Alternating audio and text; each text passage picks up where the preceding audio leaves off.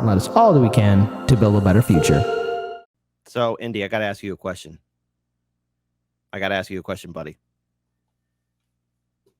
Shoot. All right. Do you want to know what it is? Okay. First of all, how is it that Henry Kissinger is still alive, man? The Grim Reaper keeps missing. Nah, I don't know. But so anyways, here's the issue with Henry Kissinger, folks. For those of you who don't know, this is one of the many architects to U.S. foreign policy. He has a bloody track record. And no, I'm not trying to be funny with the word bloody. It is truly bloody. But what happened, and this is something that just recently happened yesterday, Henry Kissinger got pranked.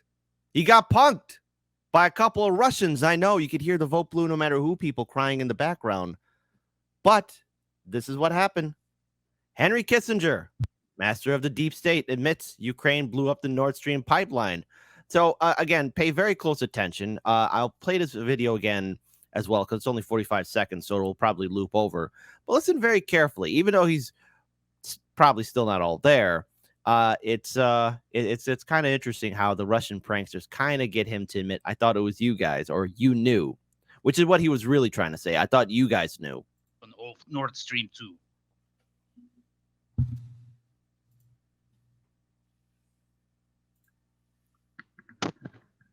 How do you think? Who is behind of explosion of Nord Stream 2?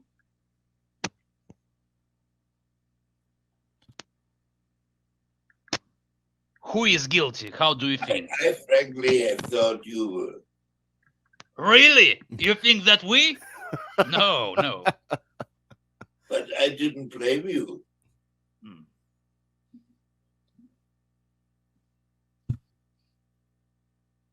I would not say that as a criticism. So for those of you who might not have heard it, let's play it again one more time. Were you able to at least understand? Because I had to listen to this video like a few times just to hear what Kissinger was saying. Indy, do you want any clarification? Well, we can run it again, yeah, but I just noticed that the guy at the end, back to back, the guy on the right looked shockingly like a Kit Cabello with a nice haircut. I have to say. I feel personally attacked, but all right, well, we'll go ahead and watch that. Yeah, let's look for that at the end, because that's what I saw. It jumped off the screen at me. I mean, I heard what Kissinger said, and he's a clown. I thought that was you. No, that was very funny. So okay, so again, let's play it again. I'm going to mute my mic just to knock out. Yep, same. Of Nord Stream 2.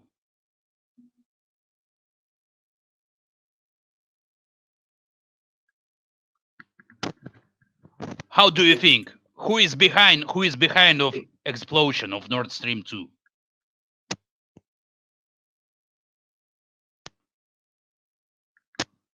Who is guilty? How do you think? I frankly have thought you were. Really? You think that we? No. But I didn't blame you.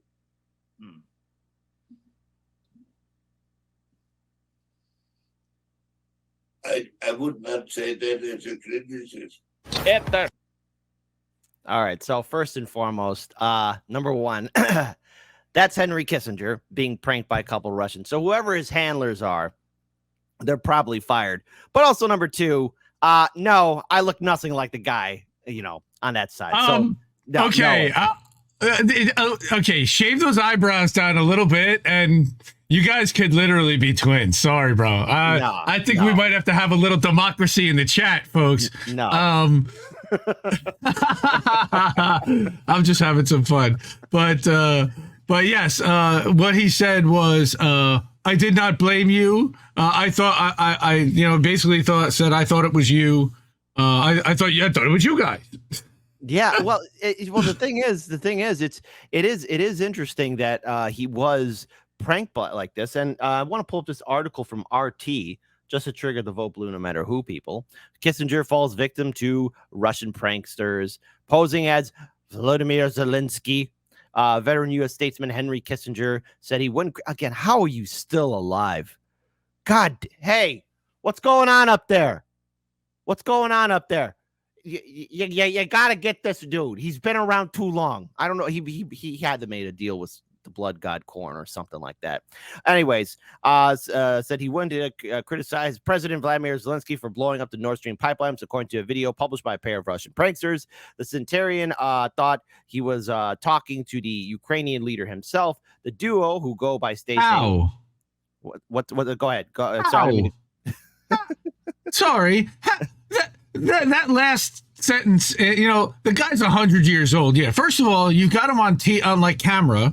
So now you've got a camera on him, and somehow you've got him believing that he's talking to Zelensky, but he's talking to a radio show that's pranking him. Like, this ain't the Z Morning Zoo, and this isn't like a guy that hasn't been on TV. How did they not vet any of this? It's beyond me. But I'm sorry. Continue. No. It's perfectly fine, because you do bring up a good point. Like, look, I could see a prank like this being done in the 90s, in the era of the shock jock era, right? I could see somebody being pranked like this. In this day and age, though, especially for someone like Henry Kissinger, you would expect a little bit more of a shield wall against him or protecting him, so that no one would be able to do this. But somehow these two, Vovin and Lexus, were posed as the Ukrainian leader during the conference with Kissinger. And they had a full hour-long episode of their show. And apparently, so to be clear, here's what he said. Frankly, I thought it was you, Kissinger finally said, according to the dubbed-over translation exchange. Then Zelensky, in response, assured the American that Ukraine was not behind the sabotage, to which Kissinger said he didn't blame Kiev and made it clear that his remark was not meant as criticism. So for those of you who don't know, the Nord Stream pipeline was a pipeline from Russia going into Europe that provided much of the mainland of Europe, natural gas and heating. And look, Indy, I think we both can agree that pipeline was very profitable to Putin. I don't see Putin shooting himself in the foot to deny himself funds. And then the New York Times, just a few months ago, posted an interesting article, because the story about the Nord Stream pipeline destruction has been changing over time, to where they wrote their most infamous headline, "Maybe it's good we don't know what happened to the Nord Stream pipeline." So, Indy, stop asking questions. Stop asking questions. You ask too many damn questions. Well, actually, we sign. I sign off every "How did we miss that?" And we just finished episode 87 on Saturday night with "Keep questioning everybody's motivations." That's literally the thing that I tell everyone to do. So no, not going to stop doing that. Nord Stream, we've been covering since the thing was blown up effectively, and asking who blew it up. Look, Putin could have just turned off the spigot. He didn't need, if he wanted to stop the flow, he could have, but he was actually selling them gas, even though everyone didn't want to know that. While the war was going on, after February 2022, he was still selling Ukraine gas, and Russia was. Go ahead. I didn't mean to cut you off. Continue. Yeah, but then Cy Hirsch came out and said that it was CIA as well as the Ukrainians. I've also seen reports that there were British frogmen that were involved as well. Then you had the 6 Ukrainians in a boat story that's ridiculous. But what do you think, man? Well, what I find interesting about how this whole entire conflict has been playing out, again, I want there to be diplomatic peace talks. I want this conflict to be over. The more weapons that are exchanged and sent to Ukraine, the more I'm concerned that this war will come back to haunt us. And I was recently on Jose Vega's show with his friend Kynan, declaring independence. And I said this on their show, like, mark my words, 10, 15 years down the road, the actions that we have done in Ukraine will come back to this country. And what do I mean by this? I don't mean anything by Russia. No, I mean those weapons that were sent into Ukraine. CBS did a documentary series that immediately was taken down because we are unable to keep track of all the weapons that we send there. That goes from the tanks, light armored vehicles, artillery, rifles, machine guns, rocket launchers, etc. So none of that's being held accounted for. So where do those weapons fall into hands to? Potential dictators, criminal organizations, terrorist groups. And the way this war is playing out it's not turning out to be the oh so fantastic Hollywood ending that corporate media was making it seem to be in 2022. Because adding on top of this story with Henry Kissinger, I want to link this story with what we just saw with Kissinger, and that is Zelensky is biting the hand that feeds him. He's trying to act like the big dog when he's really the little dog. Zelensky attacks NATO. He attacks goddamn NATO. And no, not through military means, but through verbal exchange. Now, Indy, I don't know, maybe you want to kind of give a rundown to the people. What happens when you bite the hand that feeds you, especially if you are working with the military-industrial complex here in the United States? What happens if you choose to bite the hand that feeds you? They move over to Taiwan and they coup you? True. So Ukrainian President Vladimir Zelensky has accused, so he's begging these people to have Ukraine join NATO, and he's accused NATO of not showing enough respect. And I can't help but hear the voice of Tony Soprano, played by the late, great James Gandolfini, saying, "Those that want respect, give respect," as he lashed out at the U.S.-led bloc for its unwillingness to offer Kiev immediate membership. Oh, he's done for. He's done for. Zelensky launched his broadside on Tuesday as NATO began its summit in Vilnius, Lithuania. The Ukrainian president cited signals he had received, which indicated Kiev would not be granted an invitation of any sort to join the bloc. He goes on to say, "We value our allies, we value our shared security, and we always appreciate an open conversation. Ukraine will be represented at the NATO summit. But however, because it is about respect, but Ukraine also deserves respect," Zelensky said. And again, he goes on to say, according to reports, the most recent version of the draft communiqué by NATO states will be in a position to extend an invitation to Ukraine when allies agree on conditions are met. So the conditions are is once the war is over, then possibly Ukraine could join NATO. So once the war is over, how asinine does that sound? Yeah, no, and no. First of all, one of the conditions of ending the war is going to likely be that they won't be joining NATO. So that's a contradiction in terms, number one. Number two, they don't get to dictate. Number two, there's so much wrong with all of this. I mean, NATO shouldn't even exist in the first place. And I think that we're all in agreement that NATO should be disbanded. It was a military alliance, it was originally a defensive alliance, but there's no one to really defend it against. Russia was not attacking NATO.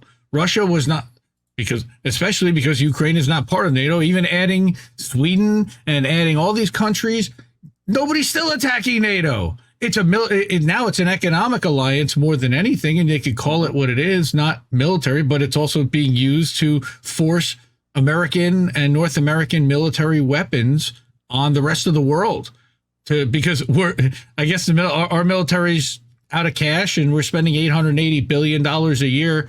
We need more money. So let's go. Well, I mentioned this too on Jose Vega's show yesterday. Okay, so let's say this conflict is still happening and eventually the war ends. So there's a couple ways this war in Ukraine can end. Either one, it's the absolute defeat of the Ukrainian military, which then, there's no way Ukraine's going to join NATO. Number two, there's a ceasefire, and Russia still occupies the land that it recently annexed from Ukraine. And because of that land being annexed, I don't see in any scenario in that peace treaty where Ukraine is a member of NATO, because then Russia can restart hostilities.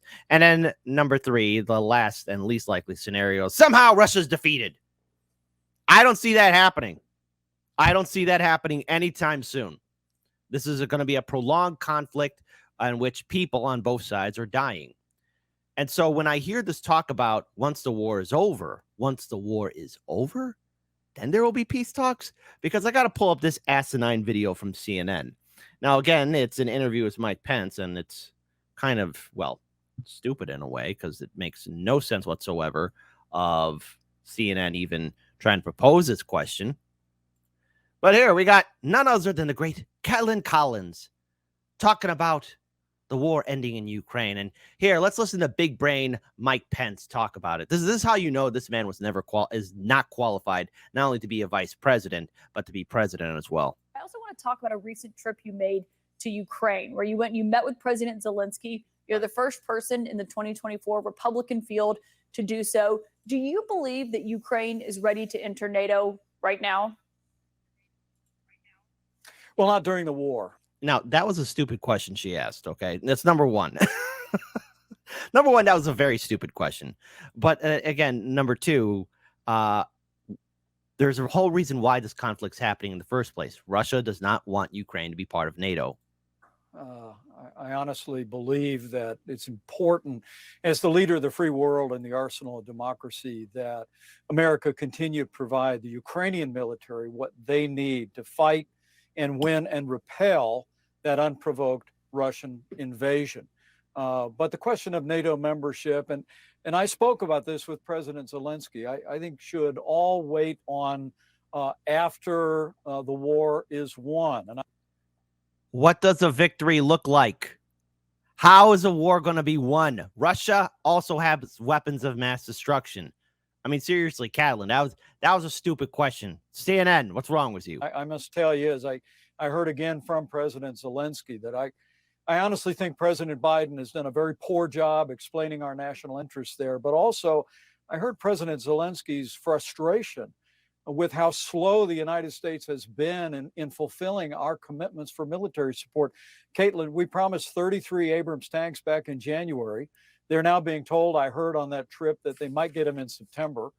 They're so already, again, it's going to stop it there because, you know, Catelyn Pence talking about war ending in Ukraine and, of course, what a final victory looks like when there is no such thing as a final victory. I want to get your thoughts, Indy, before I pull up the last important piece of information, because it's something that the audience needs to be made well aware of, especially with what's happening in Ukraine and how crazy this entire conflict is. But again, just to reiterate the point, they're talking about ending a war with Ukraine potentially being a member of NATO. Your thoughts, man? Oh, man, he's like, we're not warmongering fast enough. Oh, he sucks so damn bad. He was terrible as the governor of Indiana. He's terrible as the vice president. There isn't, like, I don't even, what is this guy getting paid to do right now? And who is funding his campaign for president? Who has been backing this clown? I mean, he's clearly corporate funded. Somebody is getting rich and somebody is doing well because Mike Pence is in a position of power. That's the reason why he's there. That, and he looks like a vanilla, cotton top, Q-tip dude that everybody seems to be comfortable as like looking the part of a CEO leader. Even though he's completely vanilla, he's the male Kamala Harris. He laughs completely awkwardly. He's a total robot. He knows nothing about most situations, but he talks very slowly and softly, and he looks the part very well. I mean, he literally, Trump called him right out of central casting, if I remember correctly. Okay, here, and just to add on the point of what Indy said, look, my second home state is Indiana, and if the people of Indiana don't like you, man, you are a total screw up. People of Indiana were happy to get rid of him, and he was a terrible vice president anyways. But if we have to look at the entirety of, well, this war that's happening, we have to remember that these politicians, both Democrat and Republican, are warmongering profit. They want to profit off of more war. Okay, these are war profiteers. These are people that are okay with individuals dying. And the thing is, what Zelensky's going to have to live with is that he's been made a fool. I think we've all seen the videos and the photos of him with all the NATO leaders. He's the only one not wearing a suit and tie. He's the only one who seems to be, well, out of the picture, out of place. And so there he is looking like a clown, trying to get support for our country, for his country that has now become completely devastated. So how should we end this segment? I have a question for the audience, and maybe the internet can answer it for me. Who did this? Who doctored this photo to make it look like this? Because this perfectly sums up Zelensky. Internet, who did this? Because even this person, Eldando Trumpo, is asking who did this. Oh, dude, Il Donaldo Trumpo is one of the funniest accounts on Twitter, by the way. Yeah, exactly. It looks like and I will praise him. I will praise him. But he's who giving did this?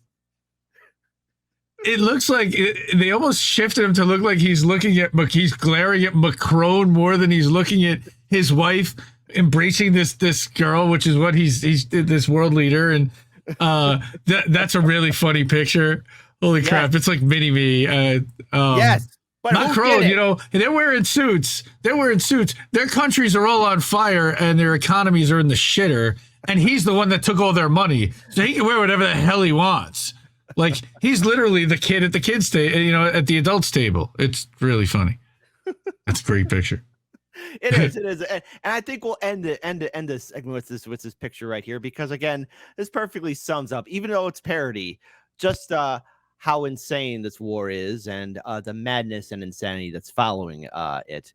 I hope this war does end, and eventually there are diplomatic peace talks. But mark my words, 10, 15 years down the road, the actions that this government has done in Ukraine will come back to haunt the American people.